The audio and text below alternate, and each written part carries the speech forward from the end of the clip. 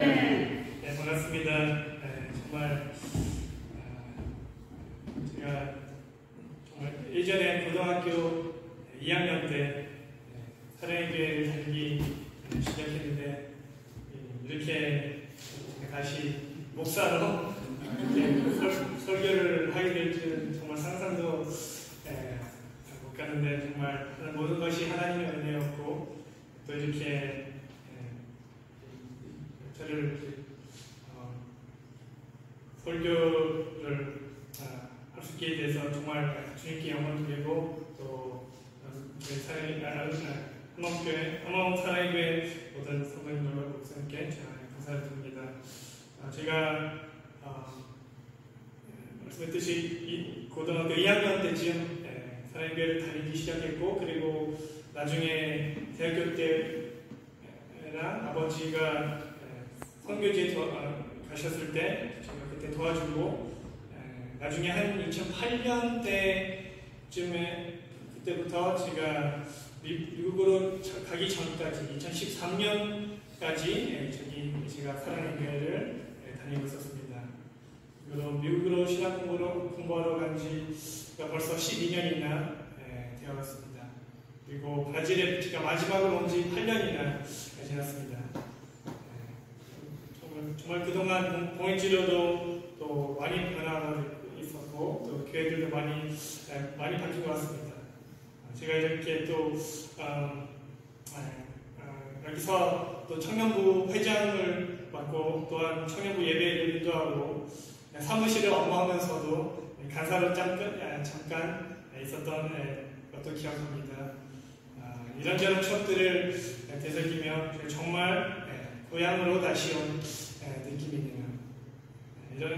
제가 총각으로 떠났는데 이제 결혼하고 제 아내와 또 예쁜 딸과 장모님께서 함께 와서 너무나 기쁩니다. 그리고 또 오늘 특별히 친구인 박대상 형제와 또 이렇게 가족이 함께 왔는데 저희 친구분도 옛날에 저희 사랑의 교회를 함께 다녔었거든요. 그래서 오늘도 함께 예배를 드리게 해주셔서 정말 마음이 기쁩니다. 그리고 그동안 제 어머니를 통해 저에 대한 어떤 이야기를 들으셨는지 모르겠지만 오늘 말씀을 통해 제가 하나님의 부르심을 받고 받은 간증과 또 미국 생활과 그리고 앞으로 하나님께서 주신 마음을 함께 나누고자 합니다. 저희가 이 세상에 살면서 두 가지의 질문이 가장 중요하다고 생각합니다. 여러분들은 보시기에 어떤 질문이 제일 중요한 것 같습니까? 제가 신앙생활을 하면서도 공부하면서 이 두 가지 질문이 제일 중요한 것 같습니다. 첫째는 나는 누구인가? 정체성에 대한 질문입니다. 그리고 두 번째는 나는 무엇을 위해 사는가? 저희 목적이 무엇인가? 이 두 질문을 저희 삶의 인생에서 정말 가장 중요한 질문들이라고 생각합니다. 짐작하시겠지만 이 두 질문의 대답은 하나님과 연결되어 있습니다. 그리고 오늘 이사야 6장의 말씀을 통해 이 두 질문에 대하여 나누고자 합니다. 오늘 1절을 보시면 이렇게 나옵니다. 우시야 왕이 죽은 해 먼저 나오고 있습니다. 역대하 26장에 보시면 우시야 왕은 16살 때 왕으로 세워졌고 52년 동안 유다를 다스리며 두 번째로 가장 긴 통치를 하셨습니다. 일반적으로 우시야는 좋은 왕이었습니다. 그가 여호와 보시기에 정직하게 행하며 하나님을 찾았고 그리고 하나님이 형통하게 하셨다고 말씀합니다. 주변 나라들과 전쟁하고 여러 성읍들과 성벽을 건축하고 역대하 26장 8절에는 우시야가 매우 강성하여 이름이 애굽 변방까지 퍼졌다라고 말씀합니다. 이렇게 정말 위대한 왕이었습니다. 하지만 이렇게 대단한 왕도 하나님께 범죄를 하였습니다. 16절에 보시면요 이렇게 말씀합니다. 그가 강성하여짐에 그의 마음이 교만하여 악을 행하여 그의 하나님 여호와께 범죄하되. 우시야 왕이 교만해져서 자기가 제사장의 역할까지 다 할 수 있다고 생각했습니다. 그래서 하나님의 성전에 들어가 향단에 분향하러 갑니다. 다른 제사장들이 그것을 보고 다 왕을 말리지만 우시야 왕은 계속 분향을 하고 제사장들에게 화를 내면서 하나님께서 우시야의 이마에 나병을 생기게 하셨습니다.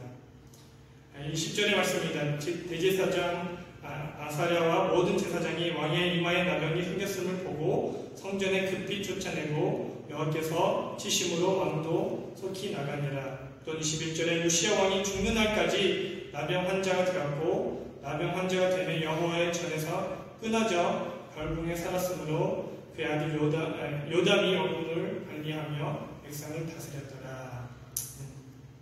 참 슬프고 안타까운 일이 아닙니까? 그렇게 좋은 왕이 잘 나가다가 마지막에 자기의 교만 때문에 무너졌습니다. 그리고 52년 동안 유다를 통치하다가 죽었습니다. 이런 상황에서 오늘 본문이 시작됩니다. 어떻게 보면 유다의 한 시대의 끝이었습니다. 우시야 왕을 통해 유다가 강해졌지만 그가 나병 환자가 되고 죽으면서 유다도 위기 상황에 있었습니다. 온 나라가 혼돈 중에 있었습니다. 그리고 이사야 선지자도 불안한 가운데 있었을 것입니다. 그런 시기에 이사야 선지자가 하나님을 환상을 통해 보게 됩니다. 이사야는 하나님을 섬기려고 성전에 있었습니다.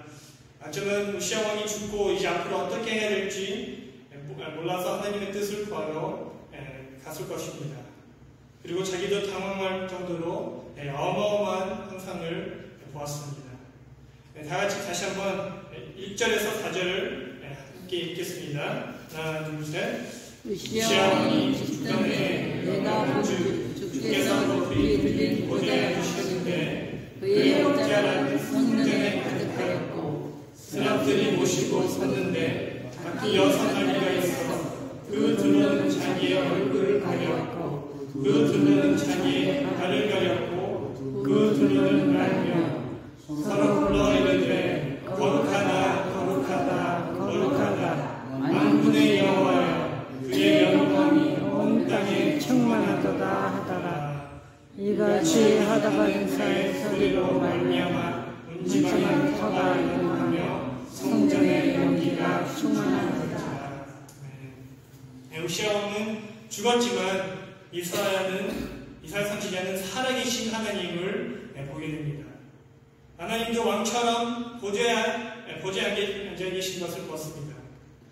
온 만물도 창조하시고 통치하시는 전능하신 여호와 하나님을 보고 그 주변에 청사 같은 스람들이 날아다니며 하나님을 찬양합니다.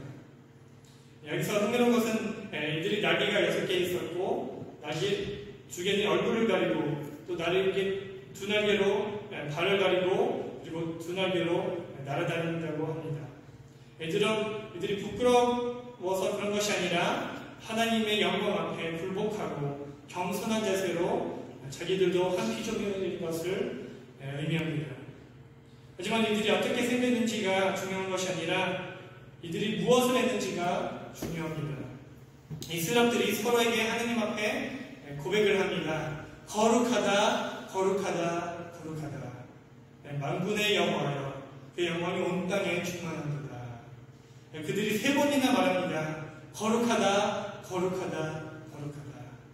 이것은 그냥 반복하는 것이 아니라 강조하는 것입니다. 구약 성경에 어디서도 3번이나 반복적으로 나온 단어가 없습니다. 그 정도로 참 중요하고 하나님이 어떤 분이신지 보여주고 있습니다. 하나님은 거룩한 분입니다. 믿으시기 바랍니다. 아멘. 네, 거룩함은 하나님의 성품의 본질입니다. 그분이 얼마나 다르고 구별되고 창조된 모든 피조물과 차원이 다르다는 뜻입니다. 또는 거룩하시고 정하신 하나님께서 그의 영광, 곧 그의 은재를 온 땅에 넓혀져 있다는 것입니다. 이런 대단한 환상을 보고 이사야 선지자의 반응을 5절에 볼 수 있습니다. 5절에 이렇게 나옵니다. 그때에 내가 말하되 화로다 나여 망하게 되었도다. 나는 입술이 부정한 사람이요 나는 입술이 부정한 백성 중에 거주하면서 만군의 여호와이신 왕을 배웠음이로다 하였더라. 이사야는 하나님을 보고 두렵고 떨리며 이러한 고백을 합니다. 나는 망했다. 나는 입술이 부정한 사람이다. 입술뿐만 아니라 본인이 죄인인 것을 다시 한번 고백합니다. 그 스랍들과 함께 하나님을 찬양할 수가 없었습니다. 감히 내가 어떻게 이 입술로 하나님을 찬양할 수 있겠습니까? 이 거룩하시고 만군의 여호와이신 왕을 보고 이사야는 어쩔 줄 몰랐습니다. 다만 하나님을 바라본 순간에 자기가 어떤 존재인지 깨닫게 됩니다. 하나님은 거룩하신 분이시고 지극히 높은 곳에 계시고 본인은 하나님 앞에 아무것도 아닌 것을 알게 됩니다. 이 환상을 보기 전에도 이사야는 하나님의 어떤 분인지 알고 있었고 그의 능력과 거룩하심과 알고 있었을 것입니다. 하지만 이 순간까지 정말 본인에게 와닿지 않았다는 것입니다. 이제 하나님을 제대로 보니까 정말 깊이 하나님이 어떤 분인지 알게 됩니다. 저도 이사야처럼 비슷하다고 생각합니다. 이런 놀라운 환상을 본 것이 아니라 하나님에 대한 지식이 머리로만 알고 있었지만 그것이 깨달음과 또한 경험이 되어버렸습니다. 제가 모태신앙으로 자라서 교회는 엄마 뱃속에 있을 때부터 다녔습니다. 제가 한국에서 태어나서 어렸을 때부터 저희가 한국에서 이민을 와서 한국에 대한 기억이 없습니다. 그리고 저희 가족이 파라과이로 먼저 가고 2년 후에 브라질로 와서 작은 이민교회를 다니게 되었습니다. 그동안 저희는 여러 번 이사를 갔습니다. 거짓말 안 하고 제가 8학년 때까지 거의 매년 이사를 한 것 같아요. 그래서 제가 학교도 매년 달았습니다. 1학년은 이 학교 다니고 2학년은 저 학교 다니고 3학년은 다른 학교 다니고 그렇게 계속 8학년까지 다른 학교를 다녔습니다. 그리고 고등학교만 계속 같은 학교에 다녔습니다. 이렇게 이사를 많이 하게 돼서 친구 사귀기가 쉽지 않았어요. 그래서 항상 저와 제 형만 같이 놀고 지냈습니다. 그리고 저희가 교회 가면 거기 가서 친구들이 많이 있었어요. 하지만 교회도 여러 번 옮기기도 했습니다. 어쨌든 이렇게 왔다 갔다 하다가 아마 제가 7학년 때쯤 계속 같은 교회를 다니게 됐습니다. 매주 교회를 가고 주일학교에 예배드리고 가끔씩 부모님과 어른 예배도 참여했습니다.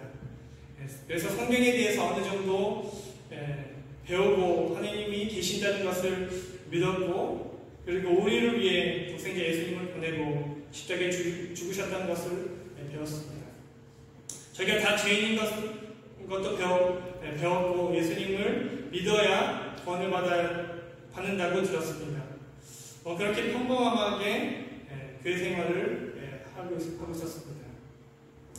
그렇게 제가 고2 때쯤 됐을 때 교회 수련회를 갔는데 그 수련회에서 하나님을 정말 인격적으로 만났습니다. 거기서 강사 목사님께서 복음을 전하고 하나님이 우리를 사랑하시고 예수님이 우리의 죄를 위해 모든 것을 내려놓고 십자가에서 못 박혀 죽으시고 부활하셔서 우리는 다 회개해야 한다고 말씀하셨습니다. 우리는 다 죄인이기 때문에 하나님을 가까이 할 수 없고 그래서 회개하고 하나님을 구주로 영접을 해야 한다고 했습니다. 제가 다 아는 내용이지만 제가 죄인이라는 것도 알고 있었습니다. 하지만 제가 그렇게 큰 죄인이 아니라고 생각했습니다. 뭐 내가 뭐 도둑질한 것도 아니고 뭐 사람 죽인 것도 아닌데 뭐 그냥 엄마 부모님 말씀 안 들은 거, 뭐 친구랑 싸운 거 그 정도만 한 것뿐인데 이렇게까지 회개를 해야 되나 생각을 했습니다.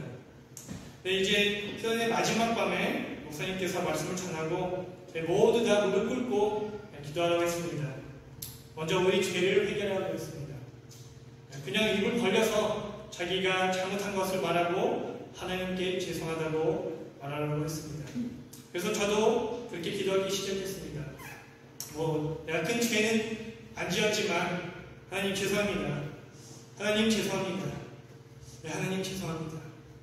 그러다가 저도 모르게 갑자기 울면서 정말 예수님이 나의 죄를 위해서 십자가에 못 박혔구나 그런 생각이 들면서 정말 통곡하면서 회개를 하기 시작했습니다.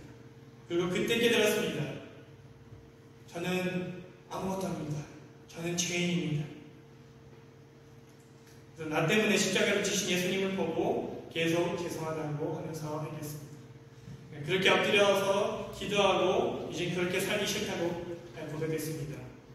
그리고 이제 죄만 짓고 사는 것이 아니라 예수님이 나의 구주가 되시고 나의 삶을 다스려 주셔서 그렇게 기도를 했습니다. 그래서 그때 제가 고등학교 때 2학년 때 예수님을 영접하고 새롭게 태어난 날이었습니다. 할렐루야. 아멘. 이사야 선지자가 자기의 상황을 파악하고 이슬이 부정한 사람이라고 고백합니다. 그리고 이슬이 부정한 백성 중에 살고 있다고 말합니다. 이것은 자기만 죄인이 아니라 지금 살고 있는 모든 사람들이 죄인이라는 것을 말씀하고 있습니다. 이렇게 어쩔 줄 모르는 이사야를 보고 한 수랍이 다가오죠. 6절과 7절의 말씀입니다. 그때 제가 읽겠습니다. 그때 그 수랍 중에 하나가 붓젓가락으로 제단에서 집은 핀 숯을 손에 가지고 내게로 날아와서 그것을 내 입술에 내며 이르되 보라 이것이 내 입에 닿았으니 내 악이 제하여졌고 내 죄가 사하여졌느니라 하더라. 하나님께서 이사야에게 한 수랍을 보내어 이사야의 죄를 사하여 주십니다. 이사야는 뭐 한 것도 없습니다. 이 모든 것이 하나님의 은혜였습니다. 이 일을 통해 이사야는 이제 하나님 앞으로 다가갈 수 있게 됩니다. 모든 죄악과 허물이 없어지고 거룩하신 하나님과 교제를 할 수 있는 방법을 주셨습니다. 이것이 예수님께서 십자가에서 행하실 일을 상징하고 있습니다. 예수님이 궁극적인 제물이고 이를 통해 모든 사람이 하나님께로 올 수 있는 귀한 하나님의 선물을 보여줍니다. 하나님은 거룩한 분이시고 또한 은혜의 하나님입니다. 아멘. 그러므로 하나님이 어떤 분인지 알아갈수록 우리의 처지를 더 분명하게 알 수 있습니다. 하나님은 거룩하시고 모든 것을 창조하시고 살아계신 하나님이시고 나는 아무것도 아닙니다. 나는 벌레 같은 존재다. 하지만 하나님께서 나를 사랑하셔서 그리고 나를 구원해 주셔서 이제 나는 새 사람이 되었다라고 깨닫게 되었습니다. 그렇습니다. 하나님을 알아갈수록 내가 누구인지 알 수 있습니다. 이것이 첫 번째 질문의 답입니다. 거룩하신 하나님 앞에서 나는 죄인이지만 저희가 모두 죄인이지만 하나님의 사랑과 은혜를 통해 저희는 죄인이 아니라 이제 새 사람이 되고 하나님의 자녀인 것을 알 수 있습니다. 아멘. 하나님 안에서 우리의 정체성이 분명해집니다. 그럼 이제 두 번째 질문을 살펴보겠습니다. 나는 무엇을 위해 사는가? 이 세상에 살면서 나의 목적이 무엇이냐 말입니다. 학생일 때는 공부 열심히 하고 좋은 성적을 내고 좋은 대학을 가는 것이 목적입니다. 대학을 가면 내가 선택한 전공을 따라 잘 배우고 좋은 직업을 얻기 위해 공부합니다. 또 대학을 졸업하고 좋은 직장을 구하는 것이 목표입니다. 일을 하면서 돈을 버는 것이 목표가 되고, 그리고 차를 사는 것, 또 집을 사는 것 목표가 될 수가 있습니다. 또한 결혼을 해야 하고 가정을 세우고 이를 위해 돈을 더 벌어야 합니다. 이렇게 사람들이 사는 것 같습니다. 어떤 사람들은 더 즐기고 어떤 사람들은 스트레스를 더 많이 받으면서 살갑니다. 하지만 아직 무엇을 위해 살고 있는지 알 수가 없습니다.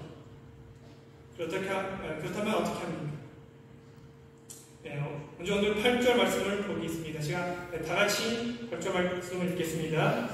내가 또 주의 목소리를 들으니 주께서 이르시되 내가 누구를 보내며 누가 우리를 위해 갈구하시니 그때 내가 이르되 내가 여기 있나이다 나를 보내소서 하였더니. 이사야 선지자는 자기의 죄를 사함받고 하나님의 음성을 들었습니다. 그리고 하나님께서 처음으로 말씀하십니다. 내가 누구를 보내며 누가 우리를 위해 갈까? 이사야는 하나님이 어떤 사명을 주셨는지, 자기 역할이 무엇인지, 다 어디로 가야 하는지 아무것도 몰랐습니다. 하지만 거룩하신 하나님 앞에 즉시 응답을 합니다. 내가 여기 있나이다. 나를 보내소서. 아멘. 어떤 핑계나 불평 없이 하나님께 대답을 합니다. 아브라함도 하나님의 부르심을 받을 때 본인이 무엇을 해야 되는지 또 어디로 가야 되는지 몰랐습니다. 하지만 믿음으로 순종하고 하나님 말씀을 따라갑니다. 하나님이 어떤 분이신지 알아갈수록 우리가 누구인지 알 수 있고 또한 우리가 무엇을 해야 하는지 알 수 있습니다. 하나님의 마음을 알면 나의 목적도 알 수 있습니다. 예전에 제가 어떤 성경 공부를 하면서 이런 예언을 들었습니다. 만약에 아마존에 살고 있는 어떤 인디안 부족이 정글에서 이런 시계를 발견했는데 그것이 뭔지도 모르고 어떻게 사용했는지를 모릅니다. 여기서 만져보고 던져보고 입에 넣어보고 깨물기도 합니다. 하지만 다 소용없습니다. 그 인디언들은 시계를 처음으로 보고 무엇을 위해 사용되는지는 모릅니다. 그러다가 어느 날 다른 사람들이 정글에 들어가 그 인디언 부족을 만납니다. 그리고 그 인디언들이 시계를 보여줍니다. 그 사람이 시계를 잘 아는 사람이라 시계에 대해서 이렇게 잘 설명합니다. 시계는 시간을 보기 위해 만들어졌고 이렇게 작동이 되고 사람들이 시간의 개념이 이런 시간의 개념이 있다. 시계를 만든 사람이 시계에 대해서 가장 잘 알 수 있는 것처럼 창조주 하나님을 알아가면 나를 무엇을 왜 창조를 하셨는지 잘 알 수 있다는 말씀입니다. 하나님을 알아갈수록 내가 누구인지 알고 또한 내가 무엇을 위해 사는지 알 수 있습니다. 저도 예수님을 16살 때 만났지만 아직 제대로 하나님이 어떤 분이신지 아직 못했습니다. 그리고 계속 성장하면서 교회를 섬기면서 점점 배우게 됐습니다. 예수님을 믿고 나서 조금씩 제 안에 변화가 있었던 것 같아요. 제가 했던 행동들과 안 좋은 친구들과 다니는 것을 깨닫고 조금씩 멀리하게 됐습니다. 그리고 교회에 관심이 더 많아지고 봉사하고 그때 악기 배우면서 찬양팀도 서게 됐습니다. 이렇게 잘 지내다가 저희 집안에 큰 변화가 있었어요. 저희 아버지가 그 당시 50대 초반이었는데 갑자기 부르심을 받고 하나님의 부르심을 받고 목사가 되어 있다고 하셨습니다. 그래서 모든 것을 내려놓고 신학 공부를 시작했습니다. 저희 가정은 크게 당황하고 어려움도 있었습니다. 아버지가 일을 그만두고 저희 어머님만 일을 하게 됐고 재정적으로도 힘들었습니다. 게다가 아버지는 다른 교회에 전도사 자리가 돼서 저희 가족이 다 교회를 옮겨야 했습니다. 그 당시에 제 형도 이미 신학 공부하고 있어서 다른 교회 전도사로 하고 있었습니다. 근데 저는 교회를 옮기기 싫었어요. 내가 예수님을 만나고 좋은 친구들을 만나 교회에 계속 지내고 싶었는데 아버지 때문에 다른 교회에 가야 했습니다. 그래서 어쩔 수 없이 다른 교회에 갔습니다. 그 교회가 바로 사랑의 교회입니다. 이런 일들도 조금씩 제가 아버지를 원망하게 됐습니다. 제 아버지는 그 당시에 장로였고 교회를 잘 섬기고 있었고 엄마도 성가대에 섬기고 모두 다 잘 지내고 있었는데 도대체 왜 갑자기 신학 공부를 하고 목사가 되려고 하는가? 그냥 장로하면서 계속 교회를 섬기면 되는데 도대체 왜 이러시는가? 저는 불평을 했습니다. 아버지가 컴퓨터를 잘 몰라서 제가 토요일마다 함께 도와주고 주보를 컴퓨터에서 만들고 프린트하고 다 적고 그랬습니다. 토요일은 친구들과 노는 시간인데 저는 교회 사무실에서 아빠를 돕고 있었습니다. 그렇게 몇 년이 지나고 제가 대학을 다니게 됐습니다. 그리고 제 아버지는 목상수를 받고 여기 다른 지역의 현지 교회를 개척을 했습니다. 대학은 300km 정도 떨어진 헤베론 브레트에 있었습니다. 그래서 대학에서 물리치료 공부를 하면서 주말마다 버스를 타고 내려와서 아버지가 섬기는 기초교회에 도와야 했습니다. 처음에는 그냥 도와주다가 나중에는 저도 하기 싫었습니다. 물론 거기 가서 아이들을 가르치는 것은 좋았지만 제가 너무 많은 것을 한다고 생각이 들었습니다. 금요일 밤에 버스를 타고 토요일 새벽에 도착해서 어떤 선교단체 지장장님 공부를 받고 오후에는 아버지 설교를 반복해야 했습니다. 아버지는 한글로 설교를 쓰고 제가 포르투갈어로 번역을 해서 다시 아버지께 드리고 아버지와 함께 단어들과 발음도 같이 복습하면서 설교 준비를 했습니다. 나중에는 아버지가 직접 포르투갈어로 쓰고 제가 다 고치고 다시 드리고 그렇게 매주 설교를 준비했습니다. 그뿐만 아니라 주일학교를 아이들과 인도해야 되고 어른 예배 때 찬양 인도까지 해야 됐습니다. 그래서 제 주말은 그렇게 보냈습니다. 교회 사역을 다 마치고 주일 저녁에만 시간이 있어서 그때 친구들을 만났습니다. 그리고 월요일 아침에 다시 버스 타고 대학교로 갔습니다. 이렇게 계속 하다가 저도 지쳐서 한번 아버지에게 이렇게 따졌습니다. 목사님은 아빠인데 왜 내가 이렇게 많은 것을 해야 되나? 왜 나는 다른 친구들처럼 그냥 평범하게 교회를 다닐 수 없어요?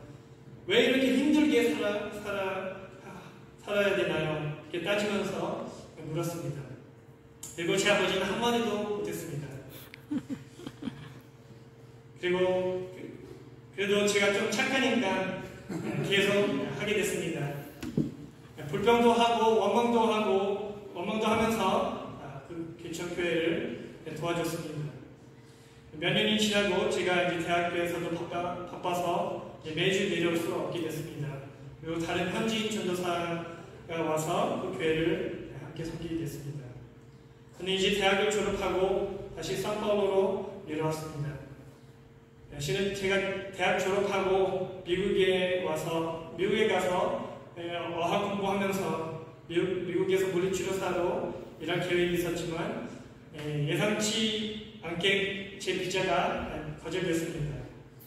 갑자기 제가 계획했던 모든 것이 다 무너져 버렸습니다. 그래서 그냥 일자리를 구하면서 가정 방문하면서 물리치료 일을 했습니다. 게다가 그 해에 제가 축구를 하다가 발목이 부러졌습니다. 그래서 수술받고 기부술을 하면서 몇 개월간 집에서 쉬어야 했습니다. 그때 정말 좌절하고 우울해진 기억이 납니다. 내가 세웠던 계획은 안 되고 발목까지 부러져서 내가 도대체 무엇을 잘못했나 생각하게 됐습니다. 그래서 그때 저의 가족의 두 번째로 충격적인 소식을 알게 됐습니다. 아버지가 갑자기 이제 아프리카로 가야 한다고 선포를 했습니다. 지금 기초교회 하는 것도 부족한데 갑자기 아프리카를 간다고 하니 모두가 놀랐습니다. 그리고 저희 친할머니가 아버지를 울면서 붙잡고 가지 말라고도 했습니다. 하지만 제 아버지는 끄떡없었습니다. 아버지가 계획한 시간에 못 가셨지만 계속 기도하고 준비하면서 결국에는 아프리카 기니비사우로 떠나게 되었습니다. 그리고 여기저기 답사를 하시다가 기니비사우 한 섬에 정착을 하게 됐습니다. 거기서 현지인들을 만나고 복음을 전하고 작은 교회와 선교관을 건축했습니다. 이렇게 기니비사우에 5년 정도 사역하시다가 아버지가 허리를 다쳐서 다시 브라질로 들고 은퇴를 했습니다.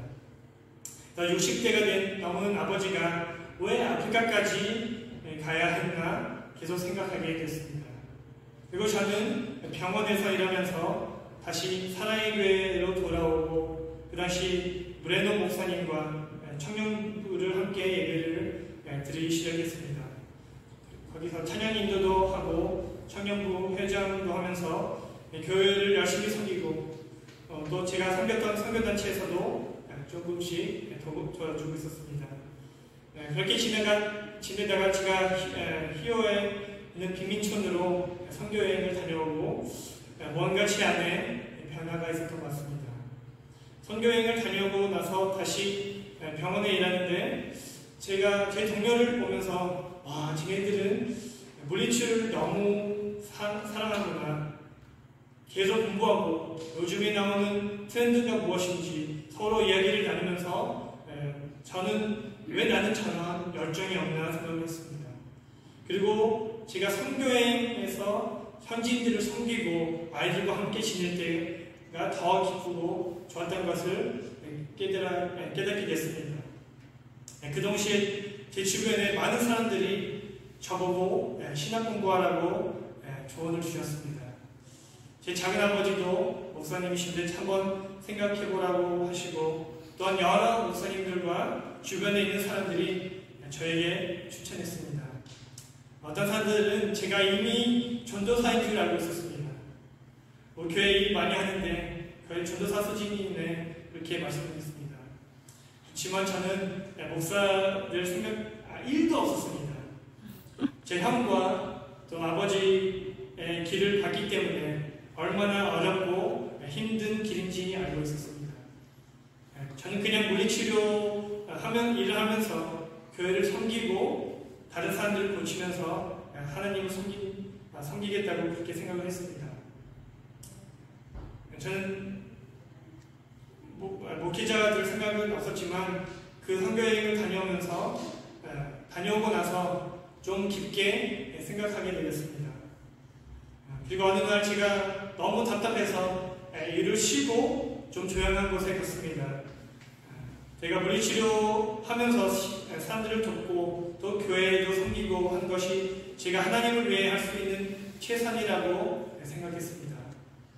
그렇지만 제가 하나님의 뜻을 정말 구하고 있는지 하나님의 뜻이 무엇인지 묵상하게 되었습니다. 그리고 누가복음 14장 26절, 27절 말씀이 떠올랐습니다.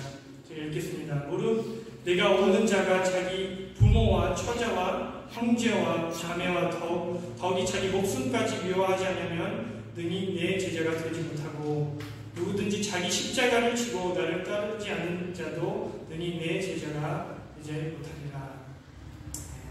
이 말씀을 묵상하면서 제 아버지 생각이 났습니다.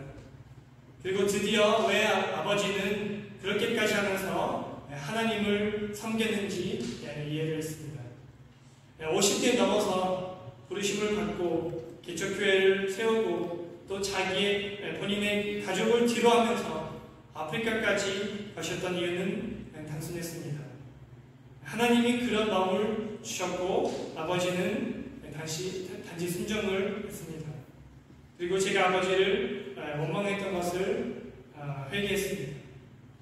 제가 이틀 동안 급식하면서 이사야서 전체를 읽기로 결정하고 오늘 읽은 본문 이사야 6장을 읽으면서 결국 하나님께 항복했습니다. 내가 누구를 보내며 누가 우리를 위하여 갈구하시니 그때에 내가 이르되 내가 여기 있나이다 나를 보내소서. 이 말씀을 듣고 제가 요나처럼 하나님의 뜻을 거부하고 도망가는 기분이었지만 모든 것을 내려놓고 하나님의 뜻을 붙들고 순종하기로 했습니다. 그리고 나는 앞으로 하나님의 나라를 위해 살겠다고 다짐했습니다. 그렇게 다짐하고 나니 제 안에서 깊은 평안함과 기쁨이 넘쳤습니다. 그리고 제 가족에게, 저희 부모님한테 이 소식을 알려주니까 별로 큰 반응이 없었어요.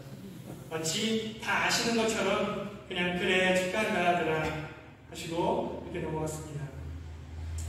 어떤 부모들은 자기 아들이 목사 된다고 하면 끝까지 반대하는 이야기도 들었는데 저희 부모님은 너무 쿨하게 그러기 듣고 그래 하나님은 네가 하나님을 잘 섬기라 라고 딱 하시고 끝났습니다. 그렇게 제가 하나님의 부르심을 받고 이사야 6장은 저희가 뜻깊은 말씀입니다. 제가 원래는 평신도 선교사로 아마존이나 브라질 북쪽으로 바로 가려고 했지만 저희 아버지와 형님과 그리고 다른 분들의 조언을 듣고 신학 공부를 하기로 결정했습니다. 처음에는 그냥 브라질에서 할까 생각했는데 형이 그 당시에 미국에 있어서 저도 미국에서 신학 공부했으면 좋겠다고 해서 일단 기도하고 또한 조금씩 영어 공부하고 돈도 모으면서 그렇게 준비를 했습니다. 그리고 하나님의 은혜로 캘리포니아 샌프란시스코 지역의 골든게이트 신학교에 합격해서 2013년 8월에 그곳으로 가게 되었습니다. 거기서 기숙사 생활을 하고 여러 민족 사람들을 만나게 되고 그리고 좋은 선배들도 만나게 되었습니다. 처음에는 영어로 공부하는 것도 쉽지 않았고 미국에 적응하는 것도 시간이 걸렸습니다. 제가 여러 번 집에 다시 돌아오고 싶은 마음도 있었습니다. 하지만 하나님께서 저를 거기까지 인도하신 것이기 때문에 잘 견디고 그리고 잘 지내기도 했습니다. 두 번째 학기에 제가 학교에서 파트타임으로 일하게 되고 그리고 2014년 6월부터 산마테오라는 도시에 있는 새누리 선교교회에서 청소년 전도사로 섬기기 시작했습니다. 재정적으로도 힘들었지만 하나님께서 그때그때 채워주시고 그리고 제가 필요한 것보다 더 많이 주셨습니다. 그렇게 해서 제가 4년 만에 목회학 석사를 2017년 5월에 마치게 되었습니다. 그리고 같은 해에 지금 아내인 김수지 사모를 만나 저희가 10월 21일에 결혼을 하고 그리고 그 다음 해 2018년 11월에 목사안수를 받게 되었고 그리고 2019년 5월에 저희 딸 기쁨이가 태어났습니다. 하나님께서 많은 축복을 저에게 주셨습니다. 또 제가 계속 공부를 더 하기 위해 목회학 박사 과정을 시작을 했지만 2020년 코로나 팬데믹에 잠시 중단하다가 작년 12월에 박사학위를 마쳤습니다. 제가 처음에 하나님의 부르심을 받았을 때 선교사의 부르심을 받았습니다. 그래서 미국에 4년 공부하고 다시 브라질로 바로 들어올 줄 알았는데 그렇게 생각대로 되지 않고 하나님께서 저를 더 오래 미국에 있겠습니다.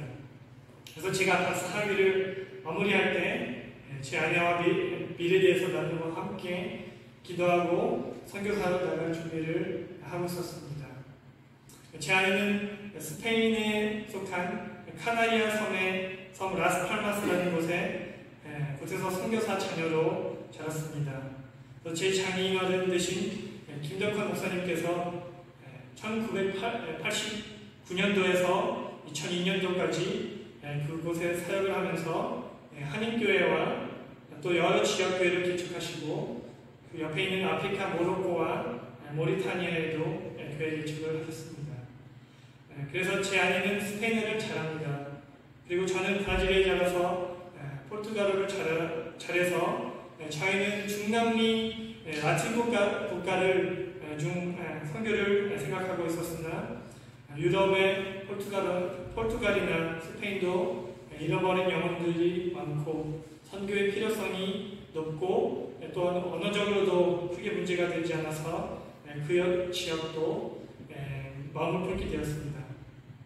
그리고 제가 계속 기도하는 가운데 제 장인어른께서 라스팔마스에서 말씀하셨고 그곳에 대한 마음이 생기게 되었습니다. 게다가 제 아내는 그곳에서 선교사 자녀로서 자라서 그 지역이 복음이 필요하다는 것을 잘 알고 있었습니다.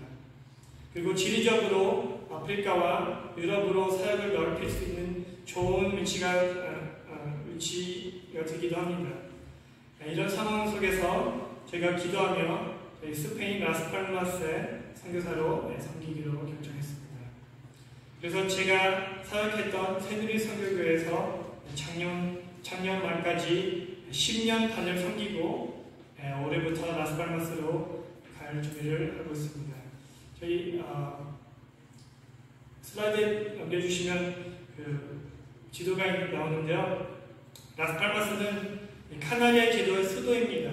이 카나리아 제도는 여기 북아프리카의 서쪽 대서양에 있는 스페인형의 군도입니다. 저기 지도에 보시면 바로 스페인 땅인데 유럽, 아프리카보다 더 가깝고 그 모로코에서 한 100km 정도 떨어져 있습니다. 그리고 지금 카나리아주에도 섬이 7개가 있고요. 그리고 현지 인구가 200만 명 정도 조금 넘습니다. 카나리아 종교적으로 봤을 때는 카나리아는 2%만 기신교이며 복음을 모르고 잃어버린 영혼들이 많은 지역입니다.